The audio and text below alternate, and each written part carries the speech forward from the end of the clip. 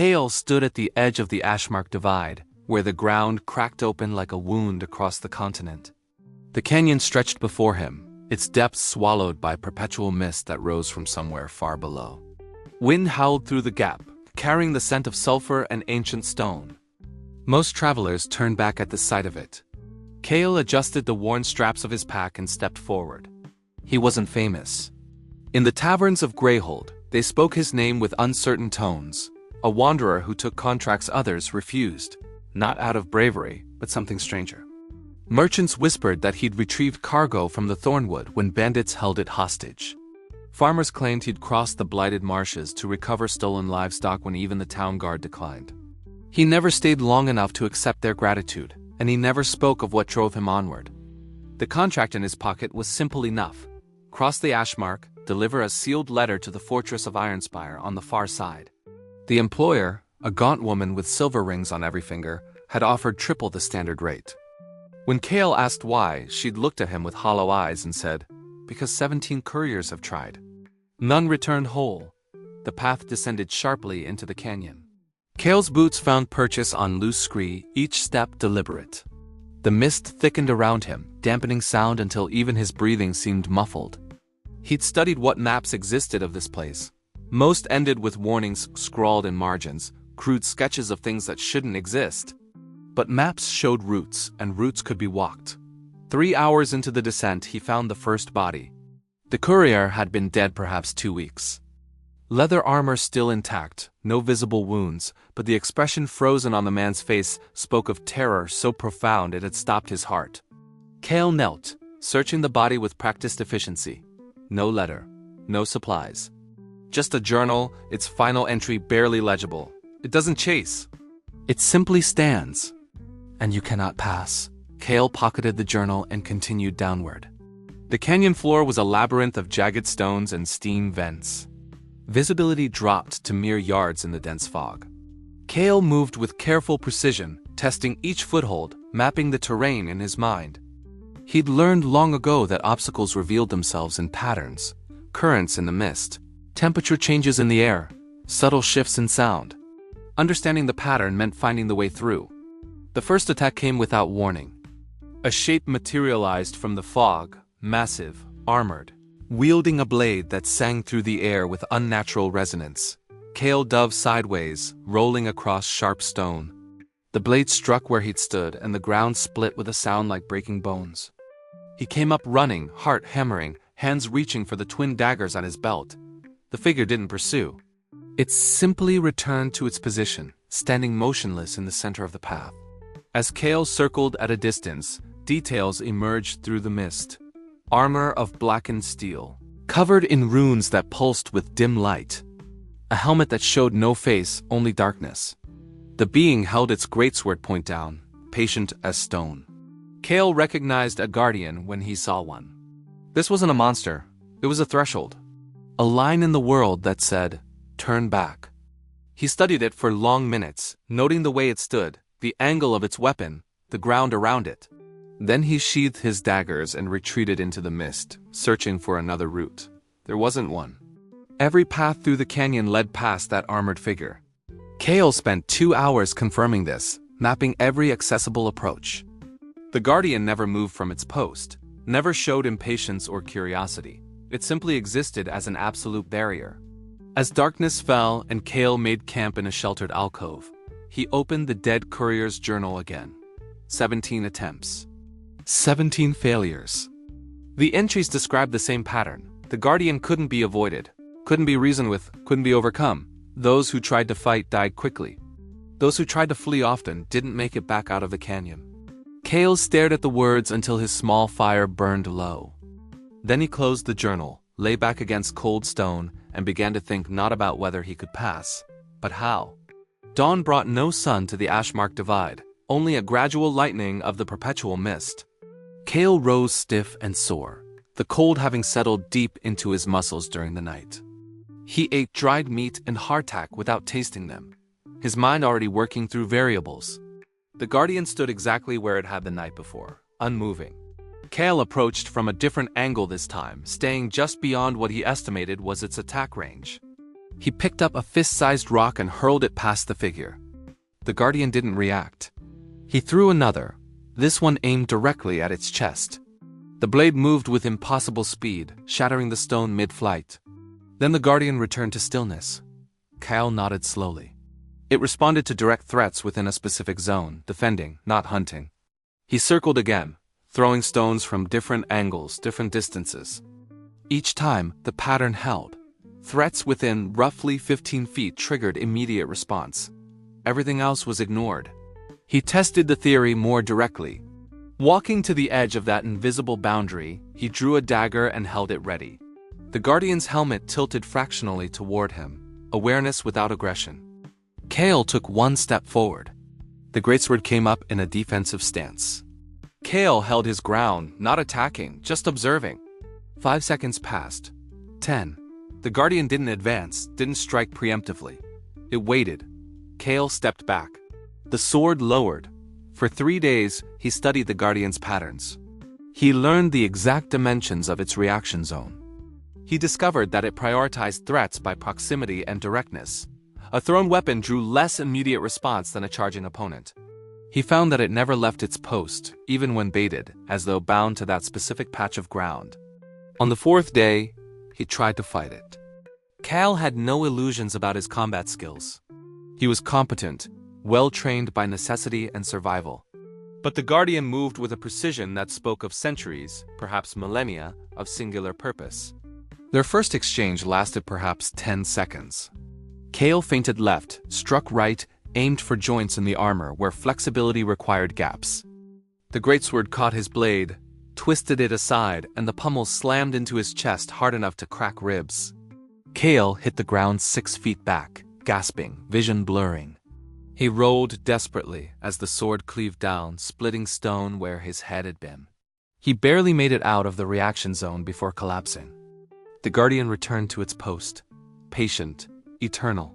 Kael spent that night coughing blood, binding his ribs with strips torn from his spare shirt. The pain was extraordinary, each breath a fresh agony, but pain was information. It told him he'd been too slow, too direct, too confident in conventional approaches. He tried again the next day. This time he lasted nearly a minute, using the terrain, forcing the guardian to adjust its footing on uneven ground. He scored a hit. His dagger scraped along the armor's surface, finding no purchase but proving contact was possible. Then the greatsword caught him across the shoulder, and only his desperate backward leap prevented the loss of his arm. Kael lay in his alcove that night, feverish and shaking, wondering distantly if this was where his road ended. The wound would need proper treatment soon, or infection would finish what the guardian had started. He could retreat, abandon the contract. 17 couriers had failed. No one would blame him for being the 18th. He stared at the canyon ceiling, barely visible through the mist, and felt something hardening in his chest, not pride, not stubbornness, but a fundamental rejection of the concept of impassable. On the 7th day, he changed his approach entirely. Instead of fighting, he watched. He studied how the guardian recovered after attacks, looking for patterns in its defensive priorities. He noticed that while it reacted to threats with perfect efficiency, it showed slight delays when recalibrating between multiple stimulus sources. A thrown stone to the left, followed immediately by movement to the right, bought him fractional seconds. Fractions might be enough. Kael spent 2 more days in preparation, ignoring his wounds, ignoring hunger, focusing only on the problem before him. He gathered specific stones, size, weight, balance. He practiced throws until his injured shoulder screamed. He mapped the guardian's zone down to inches, memorizing every irregularity in the ground. He wasn't trying to defeat it anymore. He was trying to understand it so completely that he could move through its existence, like water through stone, not by breaking the barrier, but by finding the spaces between. On the 10th day in the Ashmark Divide, Kael stood at the edge of the guardian's zone with his preparation complete. His body was a catalog of injuries, cracked ribs, a deep shoulder wound healing poorly, countless bruises and cuts.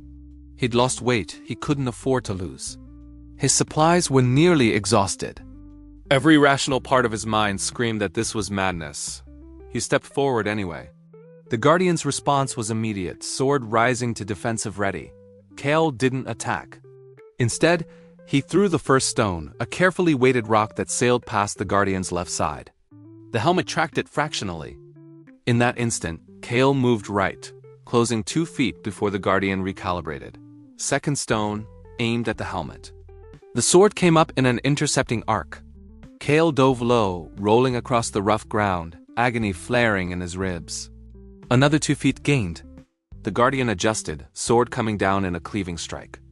Kael was already moving, having anticipated the angle from days of observation. The blade missed by inches, and he threw himself forward, scrambling over broken stone. He was halfway through the zone now, halfway past the impossible. The Guardian moved with terrifying speed, pivoting to maintain its defensive position. Its sword traced patterns in the air that left no opening, no safe approach. Kael had expected this. He'd spent 10 days learning that there was no safe approach, only calculated movements through momentary gaps that lasted less than a heartbeat. He threw 3 stones in rapid succession from different angles. The Guardian's responses were perfect, efficient, each threat neutralized with minimal movement. But perfection was predictable. Efficiency created patterns. And Kael had mapped every pattern. In the split second between the Guardian destroying the 3rd stone and resetting its stance, Kael lunged forward with everything he had left. Not attacking, simply moving through space the Guardian would need an instant to reclaim. The greatsword came around in a horizontal sweep that would have cut him in half. Kael threw himself flat, the blade passing inches above his back. He felt the wind of its passage, felt the absolute certainty of death if his timing had been wrong by a fraction. Then he was rolling, coming up on the far side of the Guardian's position, stumbling forward on legs that barely held him. The Guardian turned, tracking him, and stopped. Kael had crossed the boundary. He was beyond its zone, past the point it was bound to defend. For a long moment he stood there on shaking legs, blood seeping from reopened wounds, staring at the armored figure that had become the entire world for 10 brutal days. The Guardian lowered its sword. Not in defeat, there had been no defeat. It had fulfilled its purpose flawlessly, but the obstacle had been navigated. Slowly, deliberately, the Guardian's helmet tilted down in what might have been acknowledgement. Then it returned to its original stance, patient and eternal, waiting for the next challenger who would inevitably come. Kael turned away and continued deeper into the canyon. The path beyond was no easier. The terrain grew more treacherous, the mist thicker, the heat from steam vents more intense. But something had changed. Each obstacle he encountered, each new challenge the canyon presented, he met with the same cold analysis. Not whether he could overcome it, but how a collapsed bridge across a crevasse. He found handholds in the canyon wall and climbed along the edge. A nest of venomous serpents blocking the path? He used smoke from sulfur vents to drive them into their burrows and passed while they hid. A section where the mist grew so dense he couldn't see 3 feet ahead? He felt his way forward inch by inch, trusting his other senses, accepting that progress measured in yards was still progress. 3 days after passing the Guardian, he reached the far side of the Ashmark Divide. The fortress of Ironspire stood carved into the canyon's northern wall, a structure of dark stone and iron that looked like it had grown from the mountain itself. Guards watched from towers, their expressions shifting from suspicion to disbelief as Kael emerged from the mist. He climbed the approach road on legs that moved more from will than strength, each step a conscious decision to continue. At the fortress gates, he produced the sealed letter from his pack, still intact, still unread, delivered as contracted. The captain of the guard stared at him with something approaching awe. "You crossed the Ashmark," he said, statement rather than question. Kael nodded once. "How many were with you?" "I came alone." The Guardian still stands, Kael interrupted quietly. "It fulfilled its purpose. I've fulfilled mine." The captain accepted the letter with trembling hands, then gestured to his soldiers. "Get him to the infirmary. Feed him. Whatever he needs." But Kael was already turning toward the fortress gates, toward the road that continued north beyond them. Beyond Ironspire, the map showed territories even less charted than the Ashmark, the Frostmark, the Broken Kingdoms.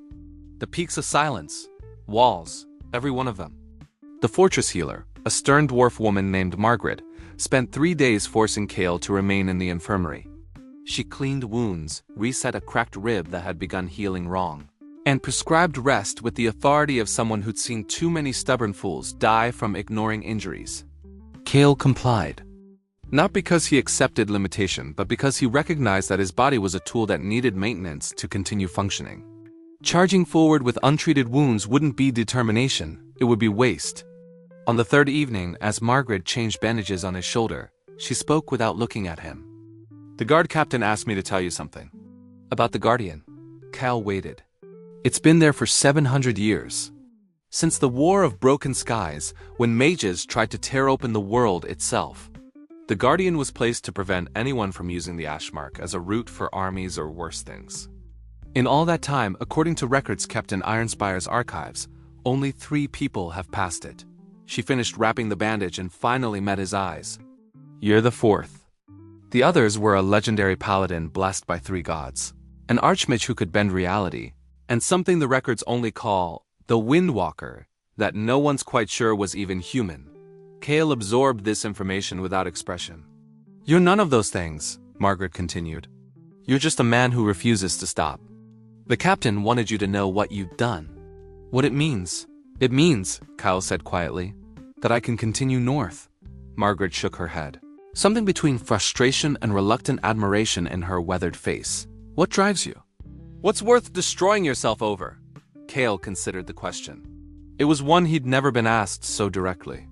He thought about the Guardian, about the 10 days of failing and learning and refusing to accept that the path ended. He thought about every obstacle he'd faced in his life, every moment someone or something had stood as an absolute limit. "Nothing in particular," he said finally. "Everything in general. The world is made of walls, mountains, canyons, creatures, rules, expectations, all of them saying, 'This is as far as you can go.'" He looked out the infirmary window toward the northern territories that stretched beyond Ironspire. "I don't accept that. I won't accept that.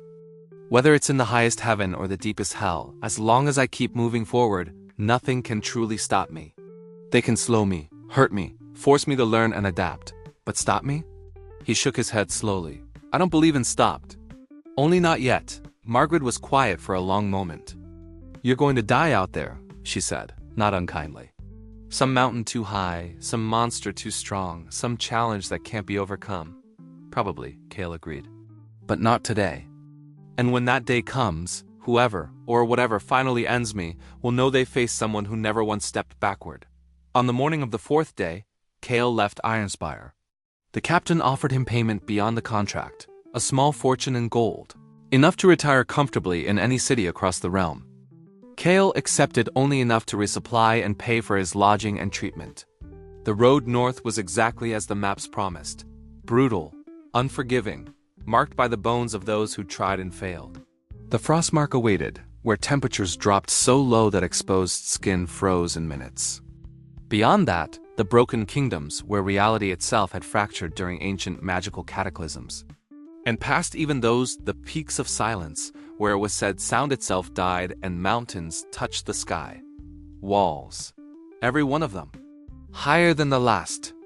Kael walked north with steady steps, his injuries healing, his supplies fresh, his mind already working through what he knew of cold weather survival. The frostmark would teach him new limits, force him to adapt in new ways. Something that would test him as completely as the Guardian had. Good. He'd learned more about himself in 10 days fighting an impossible battle than in years of easier roads. Every wall he climbed over, every barrier he pushed through, revealed something new about how far determination could carry someone when they simply refused to accept stopped as an answer. The sun broke through the clouds ahead, illuminating the path. In the distance, the first hints of snow-capped peaks became visible. Kael adjusted his pack and continued forward. Somewhere ahead, perhaps tomorrow or 10 years from now, something would stand as the Guardian had stood. Immovable. Absolute. A line that should not be crossed. And when that happened, Kael would do exactly what he'd done in the Ashmark Divide. Study it, test it, fail against it, learn from it, and refuse to stop until he found the way through. Not because he was stronger than those who turned back. Not because he was more skilled or more clever. But because every time the world presented him with impossible, he heard only one word: how. The road climbed steadily upward. Kael climbed with it, each step taking him farther from the familiar and deeper into territories where maps ended and legends began. He'd crossed one impossible threshold. The world was full of them, and he had all the time in the world to keep advancing.